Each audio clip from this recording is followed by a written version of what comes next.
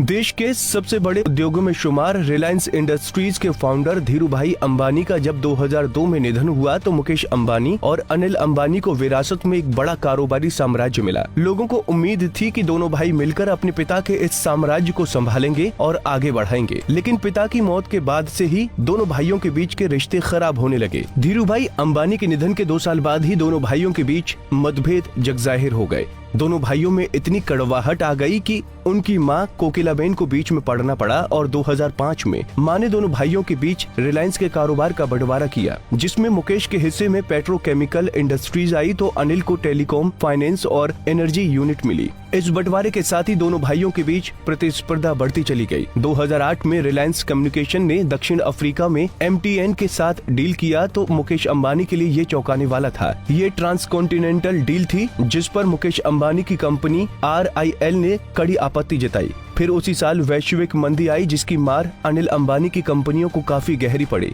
एक अनुमान के मुताबिक इस मंदी में अनिल अंबानी को 31 अरब डॉलर का नुकसान हुआ था। वहीं बंटवारे के वक्त दोनों भाइयों के बीच करार हुआ था कि वो एक दूसरे के कारोबार में नहीं आएंगे। हालांकि ये करार 2010 में खत्म हो गया और उसके तुरंत बाद मुकेश अंबानी ने अगले 7 सालों में टेलीकॉम सेक्टर में 34 अरब डॉलर निवेश करने की घोषणा कर दी और नई कंपनी रिलायंस जियो इन्फोकॉम मार्केट में उतारी। टेलीकॉम इंडस्ट्री में जियो ने आते ही तहलका मचा दिया और 3 साल के भीतर ही उसके 30 करोड़ यूजर्स हो गए। जियो ने 4G के प्राइस वॉर में सबको पीछे छोड़ दिया, जिस वजह से कई टेलीकॉम कंपनियों की तरह अनिल अंबानी के रिलायंस कम्युनिकेशन को भी अपना बोरिया बिस्तर समेटना पड़ा। बंटवारे के 2 साल बाद 2007 में जब मुकेश अंबानी देश के सबसे अमीर शख्स थे तो उस वक्त अनिल अंबानी इस सूची में तीसरे स्थान पर थे। लेकिन अब स्थिति काफी कुछ बदल गई थी। आलम ये था कि अनिल अंबानी जिस कारोबार में हाथ लगा रहे थे वहाँ उन्हें निराशा मिल रही थी। वहीं दूसरी तरफ मुकेश अंबानी संभल कर कदम रखते हुए सफलता पर सफलता हासिल कर रहे थे। आज मुकेश अंबानी दुनिया के सबसे अमीर शख्सों में से एक हैं। वहीं अनिल अंबानी पर 45,000 करोड़ के कर्ज और मुकदमों का पहाड़ है। हालांकि 1.5 दशक पहले आई दोनों भाइयों के बीच की दरार अब भरती दिख रही है। अभी हाल ही में बीते साल की शुरुआत में अनिल अंबानी पर स्वीडन की कंपनी एरिक्सन ने 550 करोड़ रुपए चुकाने को कहा था। कोर्ट के आदेश के मुताबिक अगर वो ये बकाया रकम नहीं चुकाते तो उन्हें जेल जाना पड़ता है। ऐसे में बड़े भाई मुकेश उनके लिए संकट मोचक बनकर आए और बकाया रकम चुकाते हुए अनिल को जेल जाने से बचा लिया।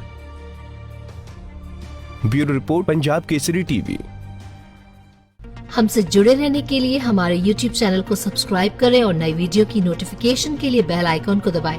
अगर आप ये वीडियो Facebook पर देख रहे हैं तो लाइक जरूर करें और ज्यादा से ज्यादा शेयर करें। धन्यवाद।